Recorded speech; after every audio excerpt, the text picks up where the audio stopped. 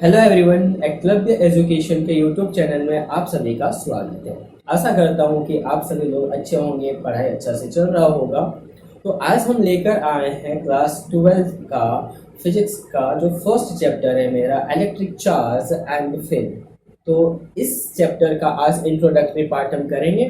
फिर जो next lecture आएगा, नेक्स्ट वीडियो आएगा, उसमें हम डिटेल में चर्चा करेंगे जो मेरा नेक्स्ट टॉपिक होगा इस चैप्टर में।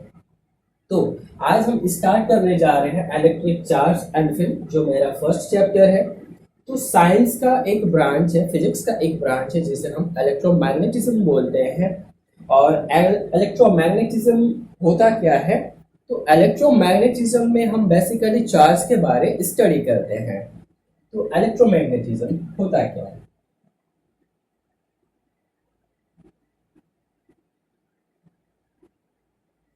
Electromagnetism.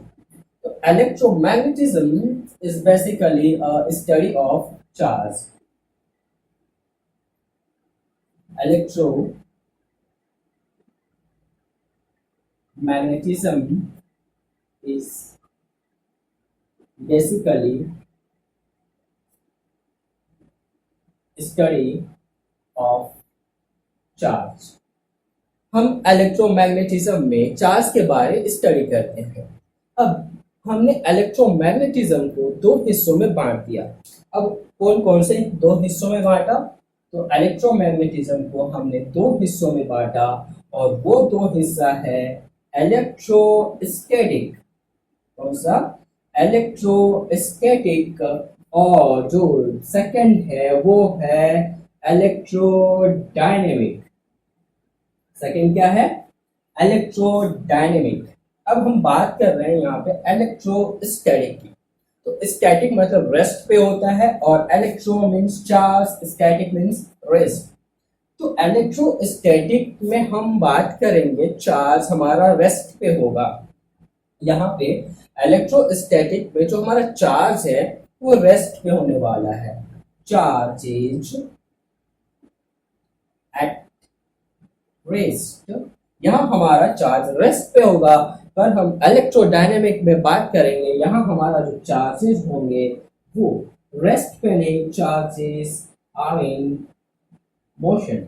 यहाँ पे जितने चार्जेस होंगे वो रेस्ट पे नहीं होंगे, वो मोशन पे होगा, मूव कर रहा होगा with velocity, with acceleration and. ठीक है।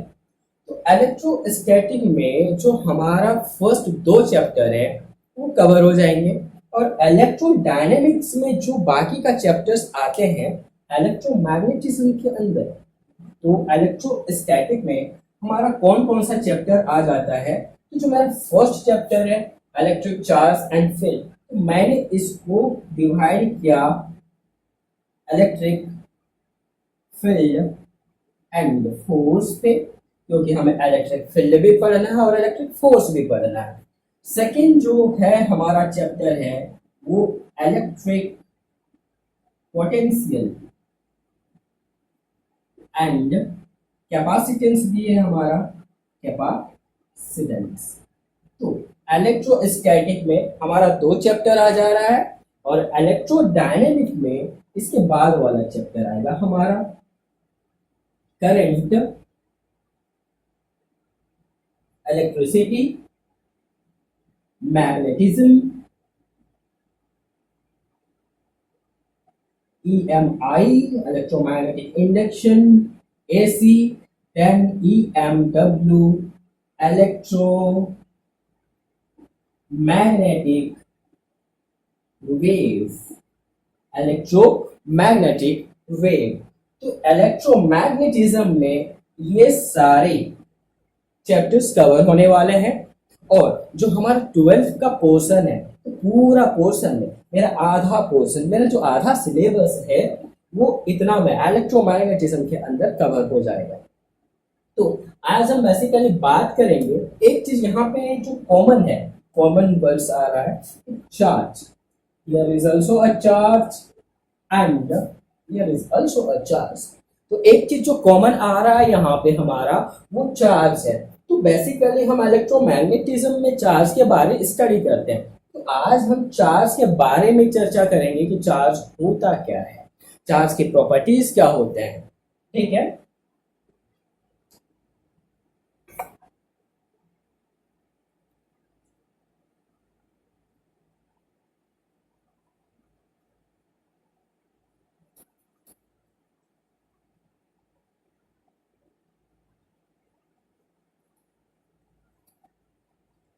सबसे पहले हम बात करते हैं चार्ज की डेफिनेशन की, जो बुक में होता है कि चार्ज का डेफिनेशन क्या है। एक्चुअली चार्ज का ऐसा कोई डेफिनेशन है नहीं, हम इसे प्रॉपर्टीज के बारे में चर्चा करते हैं, प्रॉपर्टीज के बारे में पढ़ते हैं।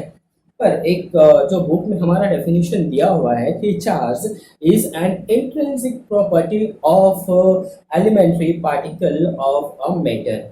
जो हमारा मेटल्स है, वैसे हम सब जानते हैं कि जो मेटल्स है, मेटर एटम से बना हुआ है, और एटम के अंदर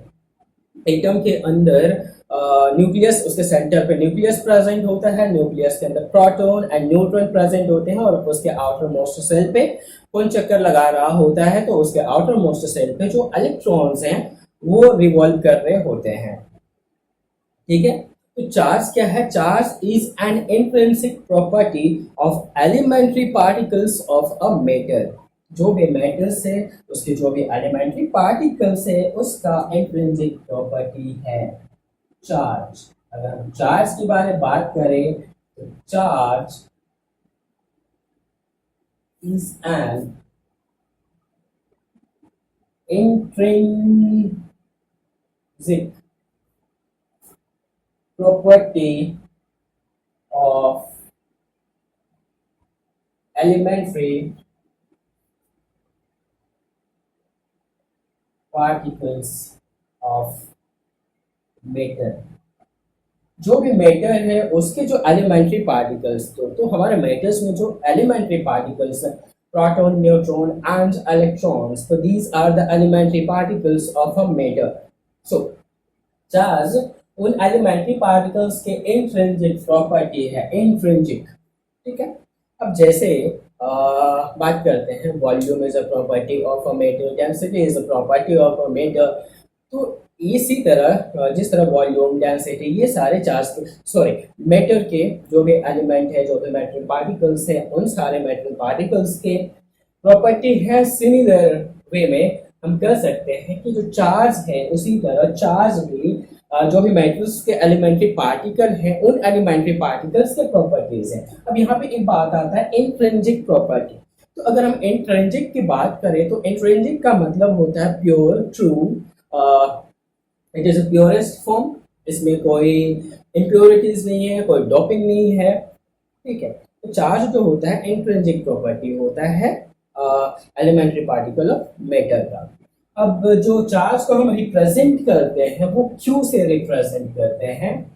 it is represented by either capital Q और स्मॉल क्यू।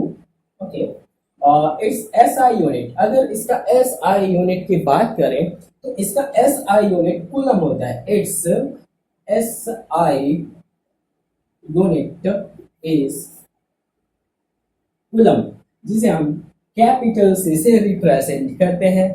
हम पढ़ते आए हैं क्लास 10 से, क्लास इवन 8 में भी हमने पढ़ा है, 9th में भी पढ़ चुके होंगे कि जो चार्ज है वो दो तरह के चार्जेस होते हैं। एक पॉजिटिव चार्ज होता है और एक नेगेटिव चार्ज होता है। दो तरह के चार्जेस प्रेजेंट होते हैं। अब हम ये भी पढ़ चुके हैं कि जो पॉजिटिव चार्जेस हैं और जो नेगेटिव चार्जेस हैं वो एक दूसरे को रिपेल करते हैं। Positive means like charges repel each other. जो लाइक चार्जेस होते हैं उसके बीच दुश्मनी होता है, और जो अनलाइक चार्जेस होते हैं, अनलाइक चार्जेस वो एक दूसरे को अट्रैक्ट करते हैं। जो अनलाइक चार्जेस होते हैं उन दोनों के बीच होता क्या भाई? अरे प्यार होता है, इन दोनों के बीच प्यार होता है। जो अनलाइक चार्जेस है, अपोजिट चार्जेस है, जो लाइक चार्जेस है वो एक दूसरे के बीच दुश्मनी होता है, रिपेल करता है? तो चलो, तो इतना तो समझ में आ गया कि चार्जेस होते हैं। नेक्स्ट अगर हम बात करते हैं चार्जेस के बारे में, तो जो इलेक्ट्रॉन होता है, हमें पता है कि जो इलेक्ट्रॉन में जो चार्ज प्रेजेंट होता है उसे हम नेगेटिव से नेगेटिव में मानते हैं, लेके चलते हैं, और जो प्रोटॉन में चार्ज प्रेजेंट होता है वो पॉजिटिव में लेके चलते हैं। लेकिन बात करते हैं हम इलेक्ट्रॉन में। इलेक्ट्रॉन में हमारा चार्ज कितना प्रेजेंट होता है, तो उसका मैग्नीट्यूड की बात करें तो प्लस माइनस बात करें 1.6 इंटू 10⁻⁻19 कूलम। 19 कूलम ये हमारा इलेक्ट्रॉन में चार्ज प्रेजेंट है, और इलेक्ट्रॉन में जो चार्ज होता है उसे माइनस ई से रिप्रेजेंट करते हैं, जो प्रोटॉन में चार्ज होता है उसे हम प्लस ई से रिप्रेजेंट करते हैं। तो ये तो हो गया रिप्रेजेंटेशन ऑफ चार्ज। अगर हम बात करें सबसे स्मॉलेस्ट यूनिट ऑफ चार्ज की, तो सबसे स्मॉलेस्ट यूनिट ऑफ चार्ज है हमारा इलेक्ट्रॉन में जो चार्ज प्रेजेंट है, वही चार्ज हमारा सबसे स्मॉलेस्ट यूनिट ऑफ चार्ज है। ऑलराइट, यहाँ तक क्लियर हो गया होगा बात। अब हम बात करते हैं, जैसे हमने बात किया कि दो तरह के चार्ज होते हैं, एक पॉजिटिव चार्ज होते हैं और एक नेगेटिव चार्ज होते हैं। तो हम पॉजिटिव चार्ज किसे बोलते हैं और नेगेटिव चार्ज किसे बोलते हैं, यहाँ पे हम थोड़ा सा इस पे चर्चा करेंगे कि पॉजिटिव चार्ज होता क्या है, नेगेटिव चार्ज होता क्या है। ठीक है, तो जैसे हम जानते हैं हम कि जितने भी मेटल्स हैं वो मेटल्स, एक बार हम फिर से चर्चा कर रहे हैं कि जितने भी मेटल्स हैं वो मेटल्स सारे एटम से बने हुए हैं, और एटम के सेंटर में न्यूक्लियस होता है, और न्यूक्लियस के अंदर प्रोटॉन एंड न्यूट्रॉन प्रेजेंट होता है, और उसके आउटर मोस्ट सेल पे इलेक्ट्रॉन मूव कर रहा होता है। राइट, ठीक है। अब जो आउटर मोस्ट सेल पे जो इलेक्ट्रॉन होता है, वही इलेक्ट्रॉन क्या करता है, फ्री इलेक्ट्रॉन होता है। जो आउटर मोस्ट सबसे बाहर वाला सेल पे जो मूव करता है वो फ्री इलेक्ट्रॉन्स होते हैं। फ्री इलेक्ट्रॉन्स कहने का मतलब अगर हम थोड़ा सा डिटेल में जाएं तो मान लो ये हमारा न्यूक्लियस है और यहाँ हमारा न्यूक्लियॉन्स है। न्यूक्लियस के अंदर हमारा न्यूक्लियॉन्स है, प्रोटॉन प्लस न्यूट्रॉन प्रेजेंट है, और आउटर मोस्ट ऑर्बिट पे हमारा इलेक्ट्रॉन रिवॉल्व कर रहा है। लेकिन अगर हम बात करें न्यूक्लियस के करीब हमारा जो भी ऑर्बिट होगा, जिसपे जो भी सेल होगा जिसमें हमारा इलेक्ट्रॉन्स मूव कर रहा होगा, वो आसानी से मूव नहीं करता है, क्योंकि दे आर नॉट फ्री। वो इतना भी फ्री नहीं होता है। क्यों नहीं होता है? क्योंकि हमारा न्यूक्लियस में कौन बैठा है, तो प्रोटॉन बैठा है, और आउटर मोस्ट सेल पे कौन है, तो इलेक्ट्रॉन है। प्रोटॉन क्या है, पॉजिटिव चार्ज है, इलेक्ट्रॉन क्या है, नेगेटिव चार्ज है। दोनों के बीच क्या होगा, प्यार भाई, दोनों एक दूसरे को अट्रैक्ट करेंगे। That's why electrons are not free to move. कहा भाई, जो ये जो सेल है ना, इस सेल का बात कर रहे हैं जो न्यूक्लियस के करीब है। पर हाँ, जितना करीब हम चले जाएंगे प्रोटॉन से, जितना दूर जाएंगे प्रोटॉन से, वो क्या होगा, दोनों के बीच जो अट्रैक्टिव फोर्स होगा ना वो कम लगेगा। अट्रैक्टिव फोर्स कम लगेगा तो यहाँ का इलेक्ट्रॉन होगा बोले भैया हम फ्री है मूव करने के लिए, ये इलेक्ट्रॉन्स फ्री है। दैट्स व्हाई हम बोल सकते हैं जो आउटर मोस्ट सेल पे इलेक्ट्रॉन होता है ना, वो फ्री होता है मूव करने के लिए। ठीक है, अब हम बात करते हैं, एक टर्म आता है। ठीक है, एक टर्म आता है, हम बात करते हैं क्या है टर्म। तो उसको बोलते हैं वर्क फंक्शन, जिसे हम मॉडर्न फिजिक्स में पढ़ेंगे आगे जाके। वर्क फंक्शन बोलते हैं क्या, किसको? Work function. आखिर ये वर्क फंक्शन होता क्या है, इसे हम मॉडर्न फिजिक्स में डिटेल में चर्चा करेंगे, पर यहाँ हम थोड़ा सा जानते हैं कि वर्क फंक्शन होता क्या है। जैसे हम किसी भी मटेरियल में, अब मान लेते हैं जितने भी मटेरियल्स प्रेजेंट है उसमें तो एटम्स है भाई, एटम्स है तो वहाँ न्यूक्लियस है तो प्रोटॉन भी है, न्यूट्रॉन भी है, और इलेक्ट्रॉन भी है। ऑफ कोर्स इलेक्ट्रॉन भी है। तो जो फ्री इलेक्ट्रॉन्स है मटेरियल सरफेस पे, तो उस मटेरियल सरफेस से फ्री इलेक्ट्रॉन को रिमूव करवाने के लिए, इजेक्ट करवाने के लिए जो एनर्जी हमें चाहिए, जो मिनिमम एनर्जी चाहिए, उस मिनिमम एनर्जी को हम बोलते हैं work function. Work function. The minimum energy required to remove an electron from the surface of a material is known as a work function. Work function क्या है? जो मिनिमम एनर्जी हम दे रहे हैं किसी भी मटेरियल सरफेस को उसके फ्री इलेक्ट्रॉन्स को इजेक्ट करवाने के लिए, उसे हम लोग वर्क फंक्शन बोलते हैं। इसका डेफिनेशन हम लिख सकते हैं, the minimum energy required minimum energy required to remove free electrons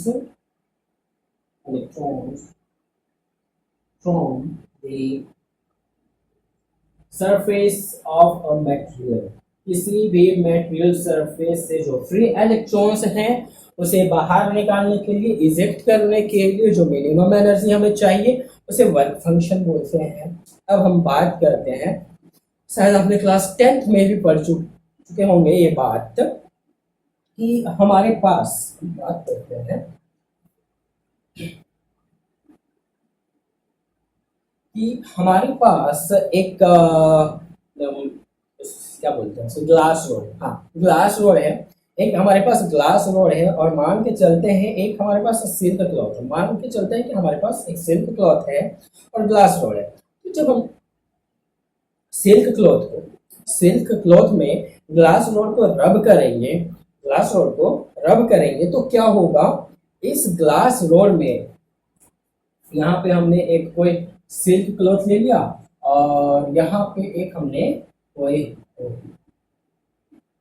glass rod ले लिया। अब ये दोनों ना अभी न्यूट्रल है, न्यूट्रल कहने का मतलब इसमें दोनों ही चार्ज प्रेजेंट है बट इक्वल अमाउंट में प्रेजेंट है। पॉजिटिव चार्ज जितना पॉजिटिव चार्ज प्रेजेंट है उतना नेगेटिव चार्ज प्रेजेंट है, और हम जानते हैं कि जो चार्ज है वो स्केलर क्वांटिटी होता है। दैट्स व्हाई स्केलर क्वांटिटी होने की वजह से हम उसको अलजेब्रिकली क्या करते हैं, तो ऐड कर सकते हैं। तो नेगेटिव चार्ज जितना प्रेजेंट होता है पॉजिटिव चार्ज प्रेजेंट है, तो जो नेट चार्ज होगा एक दूसरे को कैंसिल आउट करके जीरो हो जाएगा। इन द सेम वे हम बोल सकते हैं कि जो ग्लास रोड है, ग्लास रोड में भी जितना पॉजिटिव चार्ज प्रेजेंट होगा उतना ही नेगेटिव चार्ज प्रेजेंट है, और वो एक दूसरे को कैंसिल आउट करके जो नेट चार्ज होता है वो जीरो हो जाता है। ठीक है, तो दोनों में अभी नेट चार्ज क्या है भैया, तो जीरो की बात बोलते हैं। पर जैसे ही हमने ग्लास रोड को सिल्क क्लॉथ के साथ रब करना शुरू किया तो इसमें क्या होगा, मान लो इसका वर्क फंक्शन कम है, तो वर्क फंक्शन कम होने के वजह से इसमें जो फ्री इलेक्ट्रॉन्स होंगे वो इजिली क्या हो जाएगा, इजेक्ट कर जाएगा। और हमें पता है कि इलेक्ट्रोस्टैटिक में, हम यहाँ बात करते हैं इलेक्ट्रोस्टैटिक में, तो इलेक्ट्रोस्टैटिक में चार्ज फ्लो नहीं करता है। हम पढ़े कि चार्ज रेस्ट पे होता है, इसका मतलब ये नहीं कि चार्ज ट्रांसफर नहीं करता है, चार्ज का ट्रांसफर होता है पर चार्ज फ्लो नहीं करता है। जैसे मान के चलते हैं फ्लो और ट्रांसफर में थोड़ा सा अंतर समझते हैं कि फ्लो क्या होता है, ट्रांसफर क्या होता है। जैसे एक बाल्टी पानी है, तो हम बाल्टी में पानी भरा हुआ है, हम बाल्टी को ही उठा के ले गए एक जगह से दूसरी जगह, तो वो फ्लो नहीं किया, पानी मेरा फ्लो नहीं हुआ, पानी को हम ट्रांसफर करके ले गए, उठा के ले गए एक जगह से दूसरी जगह, वहाँ पानी का फ्लो नहीं हुआ।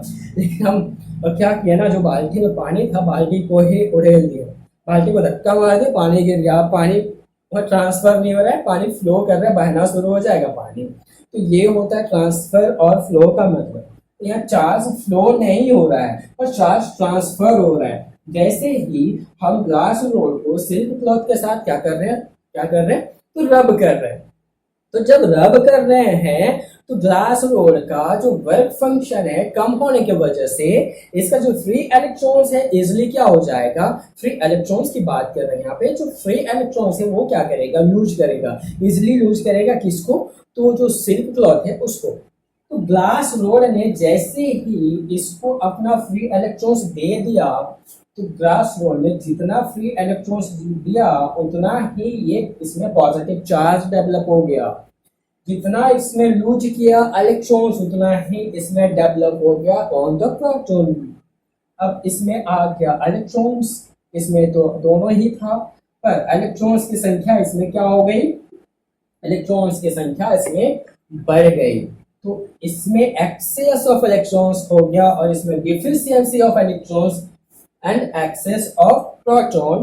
तो इसे हम बोलेंगे positively charged body, positively charged body, और इसे हम बोलेंगे नेगेटिवली चार्ज्ड बॉडी। ये पॉजिटिव हो गया और ये नेगेटिव हो गया। इसी तरह अगर हम बात करें और एक केस लेते हैं और हम वहां पे चर्चा करते हैं, डिस्कस करते हैं। यहाँ पे हमने ग्लास और सिल्क क्लॉथ की बात किया, लेकिन अगर हम एक प्लास्टिक रोड लेते हैं और कैटफर की बात करते हैं, तो प्लास्टिक रोड और कैटफर लेते हैं। जब प्लास्टिक रोड को जब हम अरे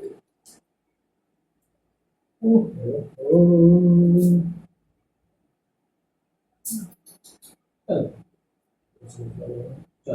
ये प्लास्टिक रोड हो गया और यहाँ पे हमने एक कैटफर ले लिया। अब प्लास्टिक रोड को कैटफर के साथ रब किया तो हो क्या रहा है ना, यहाँ पे प्लास्टिक रोड का वर्क फंक्शन कम नहीं है, अब वर्क फंक्शन यहाँ पे कैटफर का है। और कैटफर क्या करेगा, अपना फ्री इलेक्ट्रॉन्स लूज करेगा और किसको दे देगा, तो इसको दे देगा प्लास्टिक रोड को। तो अब क्या हो गया, प्लास्टिक रोड नेगेटिवली चार्ज हो गया और जो कैटफर है वो पॉजिटिवली चार्ज हो गया, पॉजिटिवली चार्ज। और यहां से जो प्लास्टिक रोड है वो हो गया नेगेटिवली चार्ज। ठीक है, अब ये जो कॉन्सेप्ट है ये समझ में आया होगा कि यहाँ पर हो क्या रहा है। ठीक, हो क्या रहा है, एक बॉडी दूसरे बॉडी को अपना चार्ज ट्रांसफर कर रहा है। एक्चुअली में जो भी फ्री इलेक्ट्रॉन्स है वो क्या कर रहा है, एक दूसरे को दे रहा है, एक दूसरे को दे रहा है। तो यहाँ से अगर हम पॉजिटिव चार्ज के डेफिनेशन की बात करेंगे, the charge developed on a glass rod when rubbed with silk cloth. जो भी चार्ज ग्लास रोड पर डेवलप हुआ जब हम सिल्क क्लॉथ के साथ रब किए, तो वो कौन सा चार्ज इस पे डेवलप हुआ, तो पॉजिटिव चार्ज डेवलप हुआ। और जब हम प्लास्टिक रोड को कैटफर के साथ रब किए, कैटफर के साथ रब किए या वुलन क्लॉथ भी ले सकते हैं, तो हमारा जो ग्लास रोड में चार्ज डेवलप हुआ वो नेगेटिव चार्ज डेवलप हुआ। ठीक है, तो the charge developed on the plastic rod when rubbed with cat fur और woollen cloth is called negative charge. तो यहाँ से अगर हम डेफिनेशन लिखना चाहें तो इसका ये डेफिनेशन हो सकता है, हम इसका डेफिनेशन लिख सकते हैं। ठीक है, डेफिनेशन क्या है, पॉजिटिव चार्ज, पॉजिटिव चार्ज की चर्चा करें तो क्या होगा, क्या होगा, चार्ज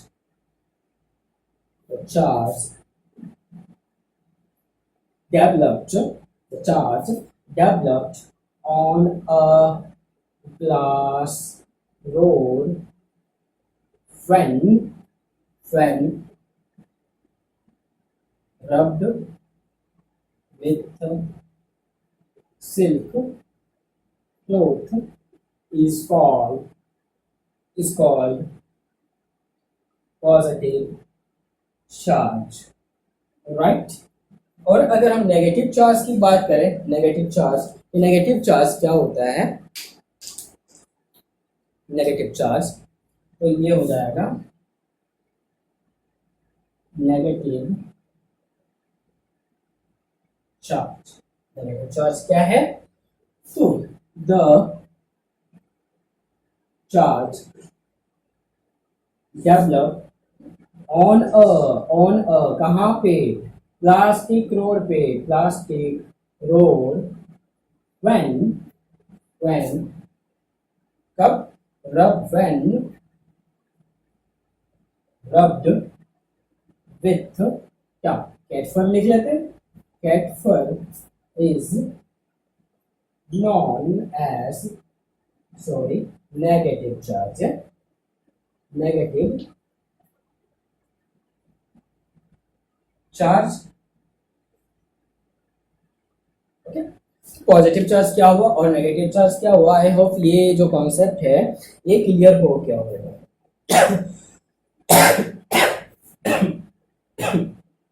अब हम आते हैं कंडक्टर और इंसुलेटर की। कंडक्टर और इंसुलेटर को थोड़ा समझने का कोशिश करते हैं। क्लास 10 में भी हम पढ़ चुके हैं कंडक्टर होता है क्या और इंसुलेटर होता क्या है। तो कंडक्टर वो सब्सटेंस होता है जो अलाउ करता है इलेक्ट्रिसिटी को अपने थ्रू इजिली पास होने देता है। कोई भी सब्सटेंस कंडक्टर तब हो सकता है जब वो अपने थ्रू इलेक्ट्रिसिटी को आसानी से पास होने दे, और वो सब्सटेंस इंसुलेटर कहलाता है जो अपने थ्रू इलेक्ट्रिसिटी को पास नहीं होने देता है। अब कारण क्या है कि कंडक्टर अपने थ्रू इलेक्ट्रिसिटी को इजीली पास होने देता है और जो इंसुलेटर है वो अपने थ्रू इलेक्ट्रिसिटी को पास नहीं होने देता है। कारण ये है कि जो कंडक्टर होते हैं ना, जो कंडक्टर होता है उसमें फ्री इलेक्ट्रॉन्स प्रेजेंट होता है बहुत ज़्यादा अमाउंट में, उसमें बहुत ज़्यादा फ्री इलेक्ट्रॉन्स होता है। तो फ्री इलेक्ट्रॉन्स प्रेजेंट होने के वजह से उसमें इलेक्ट्रिसिटी आसानी से पास हो जाता है। लेकिन अगर हम इंसुलेटर की बात करें तो इंसुलेटर में होता क्या है कि इंसुलेटर में फ्री इलेक्ट्रॉन्स होते नहीं हैं। तो फ्री इलेक्ट्रॉन्स नहीं होने की वजह से ना उसमें हाई रेजिस्टेंस डेवलप होता है और हाई रेजिस्टेंस डेवलप होने की वजह से उसमें इलेक्ट्रिसिटी पास नहीं होता है।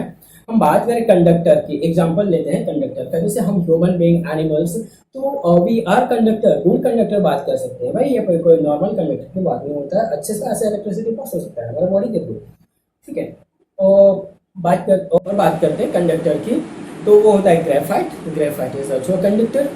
और इंसुलेटर की बात करें तो सूखा लकड़ी हो गया, कच्चा लकड़ी, गीला लकड़ी नहीं लेना है क्योंकि उसमें वाटर प्रेजेंट होता है, तो वाटर कंडक्टर की तरह काम करता है। तो गीला लकड़ी की बात नहीं कर रहे, सूखा लकड़ी की बात कर रहे हैं। उसके बाद प्लास्टिक की बात करते हैं, नायलॉन की बात करते हैं, तो दीज आर इंसुलेटर क्योंकि इसमें फ्री इलेक्ट्रॉन्स। डायमंड भी हो गया, तो डायमंड भी एक एग्जाम्पल है, डायमंड भी एक एग्जांपल है इंसुलेटर का, क्योंकि इसमें फ्री इलेक्ट्रॉन्स होता नहीं है, फ्री इलेक्ट्रॉन्स नहीं होने की वजह से इसमें इलेक्ट्रिसिटी पास होता नहीं है। तो अगर हम यहाँ पे इसका डिफाइन करें कंडक्टर और इंसुलेटर की,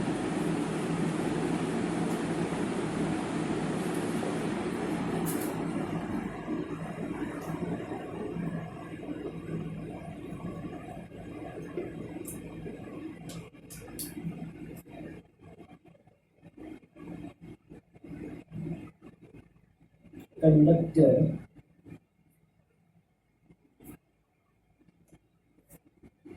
the substance which allows electricity to pass through them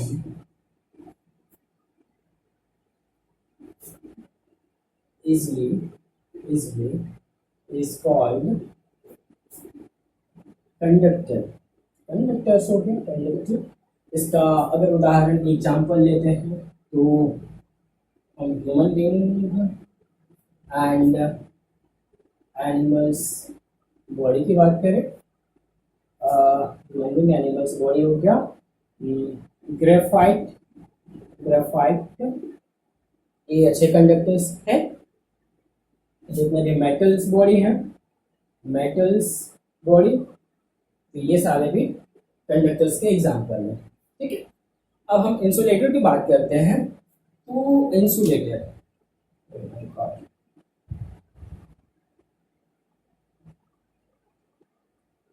तो इंसुलेटर, तो यहाँ पर अगर हम बात करें इंसुलेटर की, तो the substance which does not allow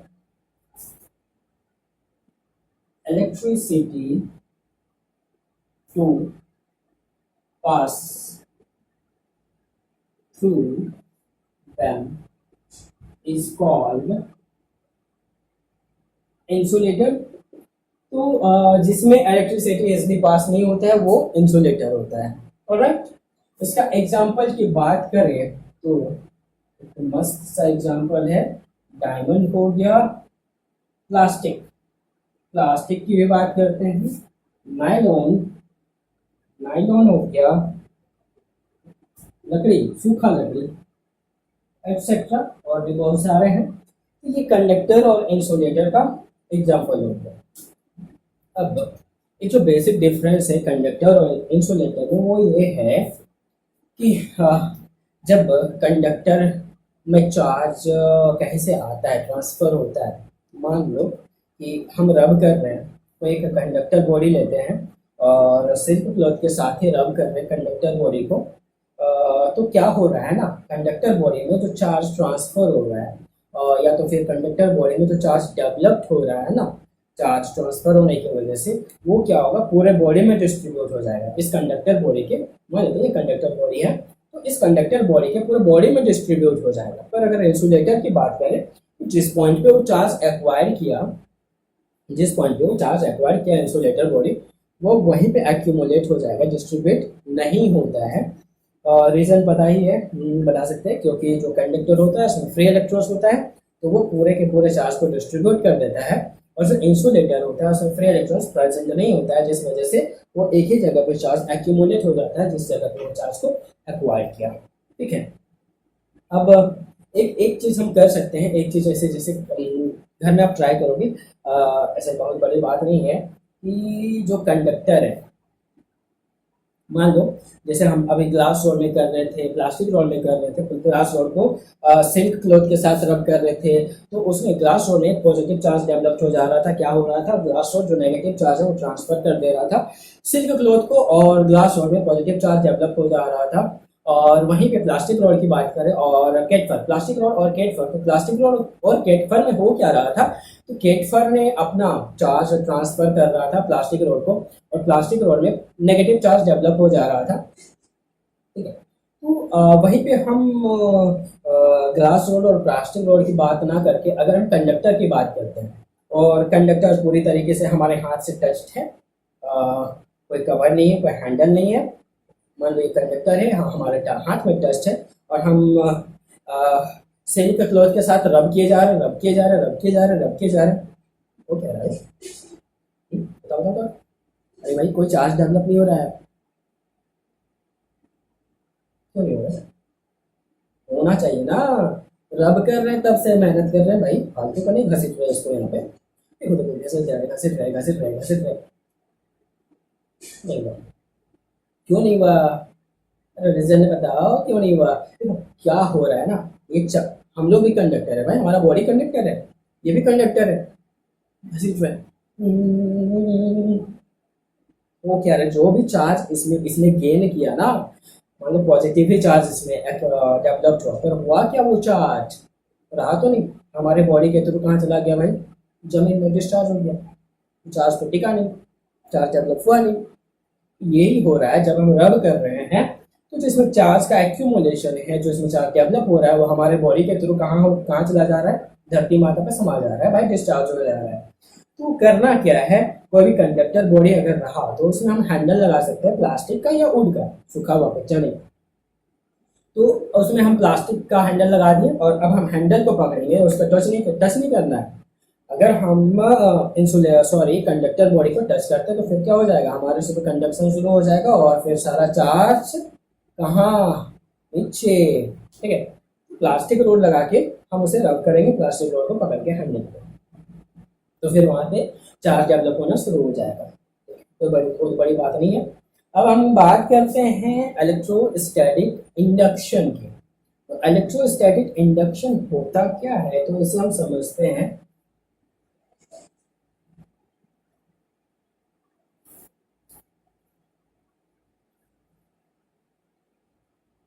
electrostatic induction, आज हमारा चार्ज पे ही पूरा क्लास जाने वाला है, चार्ज की प्रॉपर्टीज। अभी और भी चार्ज पे चर्चा करने वाले हम लोग, ये चार्ज पे भी अंत नहीं हुआ है इसका, ये तो अभी शुरुआत चल रही है साहब। तुम्हें कसले इलेक्ट्रिक फील्ड एंड चार्जेस पूरा इलेक्ट्रोमैग्नेटिज्म पढ़ने के लिए बहुत वास्ट चैप्टर है, बहुत बड़ा चैप्टर है इलेक्ट्रोमैग्नेटिज्म, तो छोटा मोटा बात नहीं है इलेक्ट्रोमैग्नेटिज्म। तो हम बात करते हैं इलेक्ट्रोस्टैटिक इंडक्शन की। इलेक्ट्रोस्टैटिक इंडक्शन, चलो क्या करते हैं, चलो भाई चलो, एक हम कंडक्टर बॉडी लेते हैं, उसको एक इंसुलेटर स्टैंड पे क्या किया, चिपका दिए, खड़ा कर दिए। ये एक इंसुलेटर है, स्टैंड है, समझने में, ये भी कंडक्टर है, इंसुलेटर स्टैंड है, और ये कंडक्टर बॉडी है, कंडक्टर बॉडी मान लेते हैं। इसका दो एंड है, ए और बी, ये अभी न्यूट्रल है, ये भी न्यूट्रल है, ये चार्ज बॉडी नहीं है, अनचार्ज है, कोई चार्ज इसमें अभी है नहीं, नेट चार्ज जीरो है, ठीक। अब हम करते क्या है ना, हम करते क्या है, वही ग्लास रोड को, ग्लास रोड का जब वो चार्ज हो तब पॉजिटिवली चार्ज ग्लास रोड को इसके करीब लाते हैं, इसके करीब लाते हैं। जब हम इस पॉजिटिव चार्ज ग्लास रोड को इस कंडक्टर बॉडी के सामने लाते हैं तो इस कंडक्टर बॉडी में जितने भी नेगेटिव चार्ज होंगे वो क्या होगा भाई, दौड़ा चला आएगा इसके तरफ, भागता चला आएगा इसके तरफ। पॉजिटिव चार्ज ने उसको अट्रैक्ट कर लिया, पॉजिटिव चार्ज ने बुला लिया भाई अपनी ओर अट्रैक्ट किया, और जो नेगेटिव सॉरी और जो पॉजिटिव चार्ज इस पे प्रेजेंट होगा वो इस चार्ज की वजह से किधर भागेगा, इधर भाग भाई, आ गया। तो जो पॉजिटिव चार्ज होगा वो भागता चला आएगा इस एंड की ओर, और जो नेगेटिव चार्ज होगा वो भागता चला आएगा इस एंड की ओर, ए की ओर। तो ए में क्या हो जाएगा, नेगेटिव चार्जेस का एक्यूमुलेशन, और बी पे क्या हो जाएगा, पॉजिटिव चार्जेस का एक्यूमुलेशन। बी एंड पे पॉजिटिव चार्ज डेवलप हो जाएंगे और ए एंड पे नेगेटिव चार्ज डेवलप हो जाएंगे। अब ये सन्नाटा था भाई, जब कोई चार्ज बॉडी नहीं था, चुपचाप, तो चार्ज नहीं दिख रहा था। अभी जैसे ही इसको लाया नेगेटिव चार्जेस दौड़ा चला आया इधर और पॉजिटिव चार्जेस भागा उधर। हाँ, अब क्या करते हैं ना, इस ग्लास रोड को भाई चलो हो गया काम, इसको हम खिसका दिए, हटा दिए। जैसे इसको हम हटाए वैसे ही सारा चार्ज क्या हुआ, फिर रीडिस्ट्रीब्यूशन हुआ चार्जेस का, और इसमें फिर क्या हो गया, नेट चार्ज जीरो। जीरो का क्यों, बात क्या समझ में आया कि जो किसी भी चार्ज बॉडी के प्रेजेंस के वजह से जो एक अनचार्ज बॉडी में चार्ज इंड्यूस्ड हुआ उससे हम बोलते हैं electrostatic induction. Electrostatic induction, electrostatic induction क्या है, इसमें टेम्पररी चार्ज का इंड्यूस्ड होना। इसमें जो टेम्पररी चार्ज इलेक्ट्रीफाइड हुआ कंडक्टर में, टेम्पररी हुआ ना, जब तक वो ग्लास रोड था तब तक इसमें चार्जेस अभी दिख रहे थे, इधर नेगेटिव चार्ज प्रेजेंट था और इधर पॉजिटिव चार्ज प्रेजेंट था। जैसे हम ग्लास रोड को दूर ले गए वैसे ही क्या हुआ, सारा का सारा डिस्ट्रीब्यूट हो गया और पॉजिटिव चार्जेस भी गायब हो गए और नेगेटिव चार्जेस भी गायब हो गए। तो होता क्या है, ये क्या है, इलेक्ट्रोस्टैटिक इंडक्शन क्या है, it is the phenomena of temporo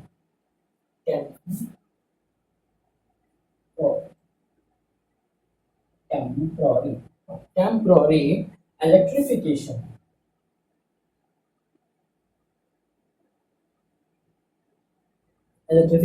of a conductor of a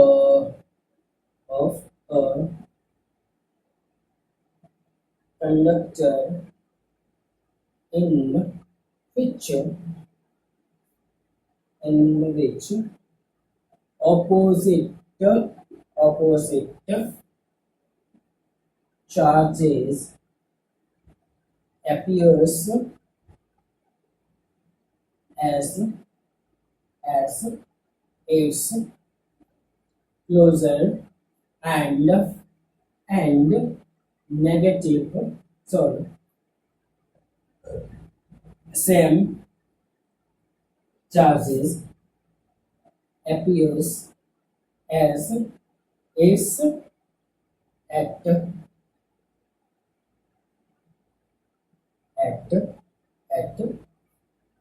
its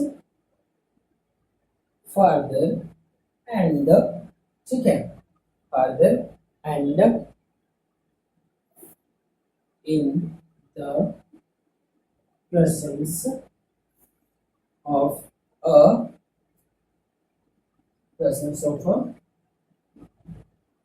charged body.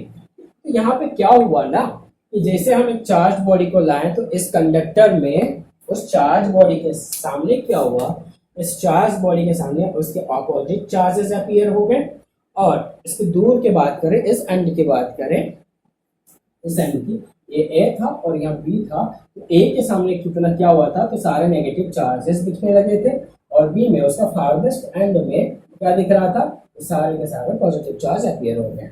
तो ये एक टेम्पररी इलेक्ट्रिफिकेशन है कंडक्टर का, जब हम कोई चार्ज बॉडी एक अनचार्ज बॉडी के सामने लाते हैं तब। अब इसमें जो भी चार्जेस डेवलप हुआ ना, इस चार्ज बॉडी को इस अनचार्ज बॉडी के सामने लाने से जो भी चार्ज इसमें डेवलप्ड हुआ, उस चार्ज को हम बोलेंगे इंड्यूस्ड चार्ज। और उस वो जो ग्लास रोड था, उस ग्लास रोड में जो चार्ज प्रेजेंट थे, उस चार्जेस के वजह से ये चार्ज डेवलप्ड हुआ ना, तो जो ग्लास रोड में चार्ज प्रेजेंट था उसे हम बोलेंगे इंड्यूसिंग चार्ज, जिसने इन सारे चार्जेस को इंड्यूस्ड करने का काम करा। The positive and negative charge is produced at the end of the conductor. हम बोल सकते हैं the positive and negative charges produced at the end of the conductor, end of the conducting rod, end of the conducting rod is called induced charge, is called induced charge. जो भी positive या तो negative charge developed हुआ इस conducting road पे, उसे हम induced charge बोलेंगे। और the charge on the glass rod which induced these charges, ये भी लिख सकते हैं इंड्यूसिंग चार्ज क्या होता है। इंड्यूसिंग चार्ज क्या होता है, इंड्यूसिंग चार्ज, तो the charge on the glass rod which induce the charges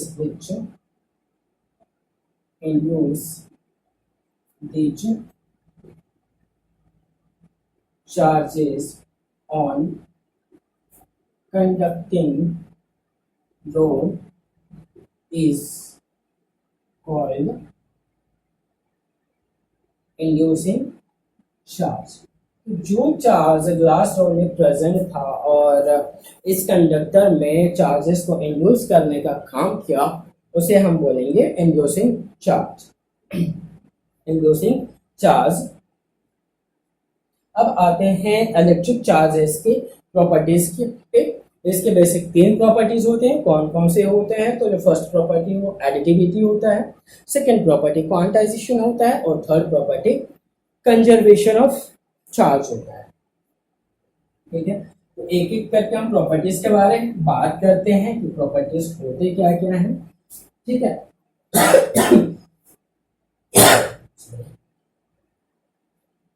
तो जो मेरा क्या है, electric charge has the following 3 basic properties. इसके बाद इलेक्ट्रिक चार्जेस के 3 बेसिक प्रॉपर्टीज हैं। Electric charges has the following 3 basic properties. 3 basic properties हैं, 3 बेसिक प्रॉपर्टीज हैं। अगर हम फर्स्ट प्रॉपर्टी की बात करें तो हो जाएगा एडिटिविटी ऑफ चार्ज। सेकेंड की बात करें तो हो जाएगा क्वांटाइजेशन ऑफ चार्ज। और अगर हम थर्ड प्रॉपर्टी की बात करें तो ये हो जाएगा conservation of charge. Conservation of charge, ये बेसिक 3 प्रॉपर्टीज है चार्जेस के। तो फर्स्ट प्रॉपर्टी पे हम आते हैं, तो मेरा फर्स्ट प्रॉपर्टी है वो है एडिटिविटी ऑफ चार्ज। अब हम जानते हैं कि जो चार्ज होता है वो स्केलर क्वांटिटी होता है। तो चार्ज स्केलर क्वांटिटी होने के वजह से कोई भी बॉडी पे जितने भी चार्जेस हैं किसी भी पॉइंट पे प्रेजेंट है, तो उन चार्जेस को हम क्या करते हैं, अलजेब्रिकली ऐड करते हैं। The algebraic sum of the total charge of a system क्या होगा, the algebraic sum of the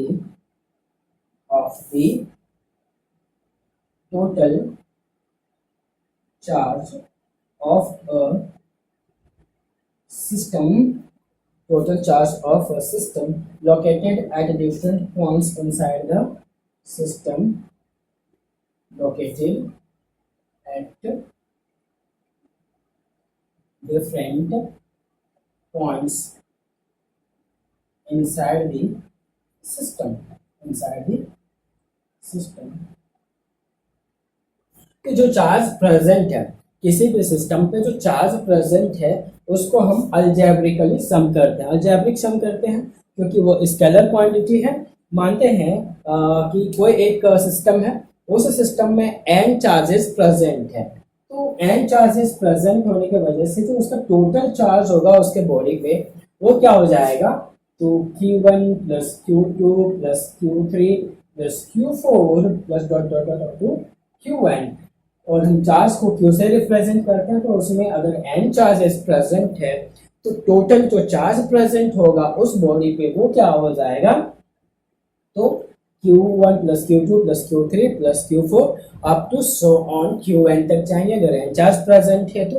अब एक एग्जांपल के तौर पे हम समझते हैं कि कोई एक सिस्टम है और उस सिस्टम में जो चार्जेस प्रेजेंट है वो 2 माइक्रोकूलम है, -3 माइक्रोकूलम है, -3 माइक्रोकूलम, 4 कूलम, 4 माइक्रोकूलम प्रेजेंट है, -5 माइक्रोकूलम प्रेजेंट है। अब क्या करते हैं ना, चार्ज जो है ना स्केलर क्वांटिटी है, तो इसको हम विथ अ साइन, जो साइन है ना उसके साथ हम इसको ऐड करेंगे क्योंकि ये स्केलर क्वांटिटी है, ठीक है। तो इसका जो टोटल चार्ज बात करते हैं, क्यू नेट की बात करते हैं, तो Q1 plus Q2 plus Q3 plus Q4, जो Q1 है वो 2 माइक्रोकूलम है, Q2 -3 माइक्रोकूलम, Q3 4 माइक्रोकूलम और Q4 -5 माइक्रोकूलम प्रेजेंट है, ठीक है। अब हम बात करते हैं इसको, अगर सॉल्व करें तो 2 प्लस 4 6 और इधर -3 और -5 तो -8, तो 6 माइक्रोकूलम -8 माइक्रोकूलम, तो हमारा जो नेक्स्ट चार्ज हो जाएगा सिस्टम पे वो क्या हो जाएगा, तो -2 माइक्रोकूलम प्रेजेंट है।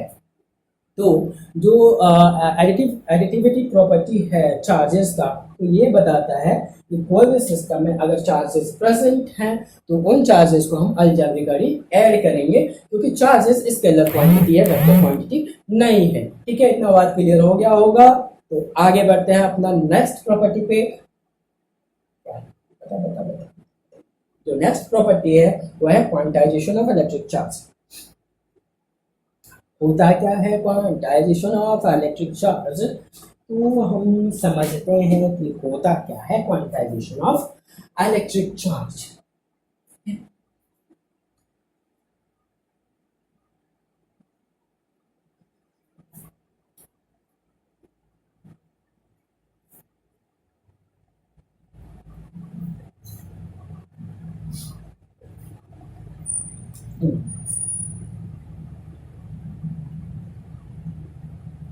Quantization of charges, quantization of charges। तो चीज हम बात करते हैं क्वांटाइजेशन ऑफ चार्जेस में क्या होता है, ठीक है। जैसे हम केला लेने जाते हैं ना, तो वहाँ हम ये तो केला हम क्या मानते हैं, 1 दर्जन दे दें, आधा दर्जन दे दें, ठीक है। अब हम ये तो नहीं बोलते हैं कि 1.5 पीस दे दें, 2.5 पीस दे दें, 3.5 पीस दे दें, 4.5 पीस दे दें।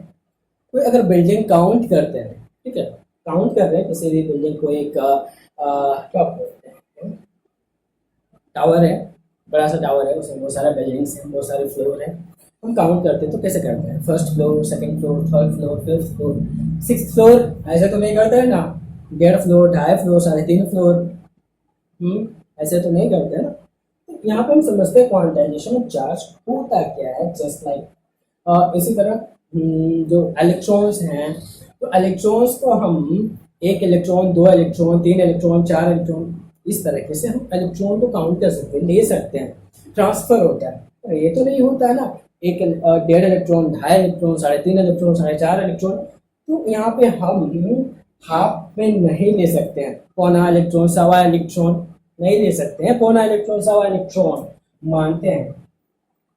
ये मेरा एक न्यूट्रल बॉडी है, ए न्यूट्रल बॉडी है हमारा, इधर बी भी एक न्यूट्रल बॉडी है, this is also neutral body, but it's B, not A, it's B है। अब क्या किए, न्यूट्रल बॉडी, इसका मतलब ये नहीं कि कुछ प्रेजेंट नहीं है भाई, प्रोटॉन भी प्रेजेंट है और इलेक्ट्रॉन भी प्रेजेंट है। अब हमने क्या किया, ठीक है, इससे 100 इलेक्ट्रॉन को बाहर निकाल दिया, चल भैया तो चल यहाँ से निकल और इसके आ जा। तो यहाँ पे 100 इलेक्ट्रॉन्स बाहर निकाला, इससे 100 इलेक्ट्रॉन्स हमने लिया, जैसे ही 100 इलेक्ट्रॉन्स लिया वैसे ही इस बॉडी में क्या हुआ, तो 100 प्रोटॉन्स एक्टिव हो गए। जैसे इससे 100 इलेक्ट्रॉन्स बाहर निकाला वैसे ही 100 प्रोटॉन्स इसमें एक्टिव हो गए, तो इसमें क्या हो जाएगा, तो 100 ई, क्योंकि प्रोटॉन में जो चार्ज होता है उसको हम ई से रिप्रेजेंट करते हैं, इसलिए हो क्या हो गया -100 ई, इसलिए क्योंकि इसमें इलेक्ट्रॉन्स की एक्सेसिव हो गई, इलेक्ट्रॉन्स इसमें ज़्यादा प्रेजेंट हो गया, इसमें प्रोटॉन ज़्यादा हो गया, पॉजिटिव चार्ज इसमें ज़्यादा हो गया, नेगेटिव चार्ज इसमें ज़्यादा हो गया, तो इसमें 100 ई आ गया, इसमें -100 ई आ गया, भैया इसमें क्यों नहीं 100.5 लिए, 100.25 लिए, भैया इलेक्ट्रॉन को हम टुकड़े टुकड़े नहीं कर सकते हैं, क्योंकि it's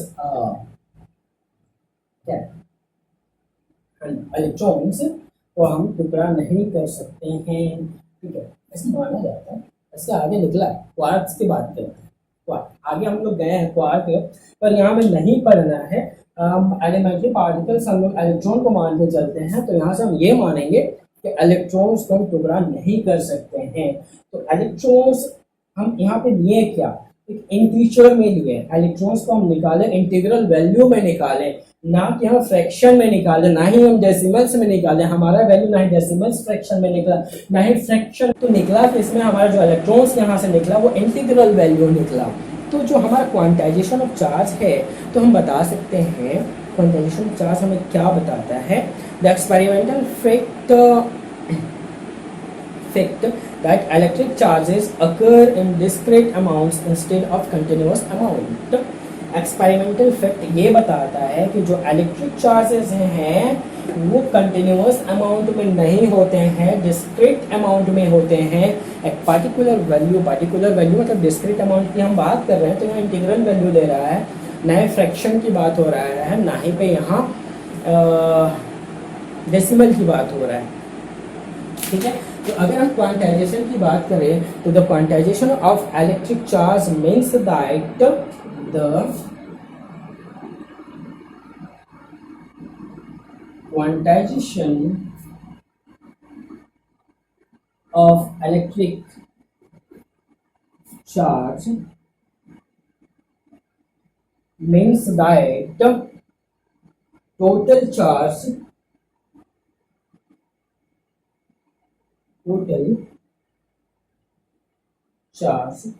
Q of a body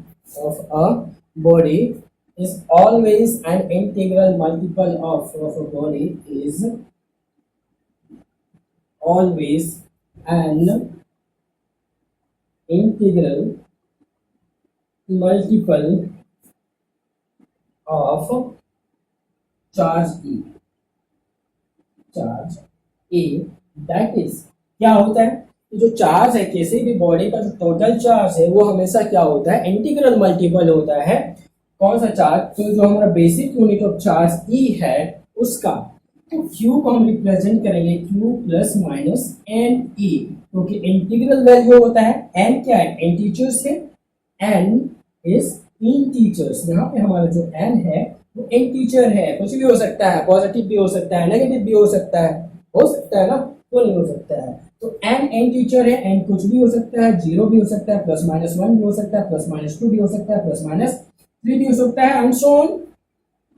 तो क्या हो गया, quantization of charge is an इन क्वांटाइजेशन ऑफ चार्ज होता है, इन quantization of charge is an integral multiple of electric charge e. Quantization of charge क्या है, इंटीग्रल मल्टीपल है, हमेशा इन टीचर में हमें मिलता है, ना कि फ्रैक्शन में। ये बात समझ में आ गया होगा कि क्वांटाइजेशन ऑफ चार्ज होता क्या है। अब तो मेरा थर्ड प्रॉपर्टी बचा, थर्ड प्रॉपर्टी वो ये है कि कंजर्वेशन ऑफ चार्ज। चार्ज भी कंजर्व होता है ऑफ कोर्स होता है भाई, चार्ज भी कंजर्व होता है।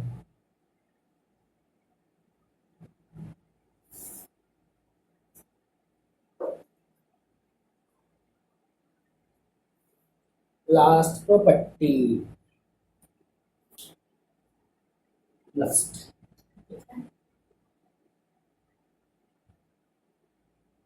कंजर्वेशन ऑफ क्या, तो चार्ज।